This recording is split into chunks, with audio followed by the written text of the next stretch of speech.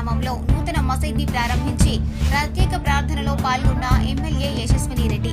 ఈ సందర్భంగా ఎమ్మెల్యే యశస్విని రెడ్డి మాట్లాడుతూ కాంగ్రెస్ ప్రభుత్వంలో ముస్లిం కుటుంబాలకు పెద్దపీట వేస్తోందని, రాబోయే రంజాన్ వేడుకలకు కోతులాబాద్ గ్రామంలో ప్రత్యేకంగా ఇఫ్తార్ విందు ఏర్పాటు చేస్తానని, అల్లాహ్ ఆశీస్సులతో నియోజకవర్గం మరింత అభివృద్ధి చెందాలని, రేవంత్ రెడ్డి నాయకత్వంలో తెలంగాణ రాష్ట్రంలో అనేక సంక్షేమ పథకాలు రూపొందిస్తామని, కాంగ్రెస్ ప్రభుత్వం పేదల ప్రభుత్వం అని తెలిపారు.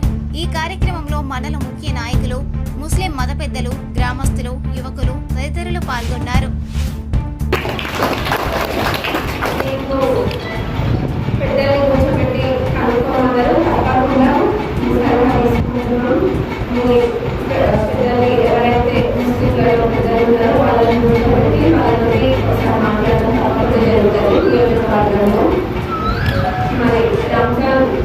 రంజాన్కి ముందు ఈ మసీదు పెట్టడం ఎంతో సంతోషంగా ఉంది.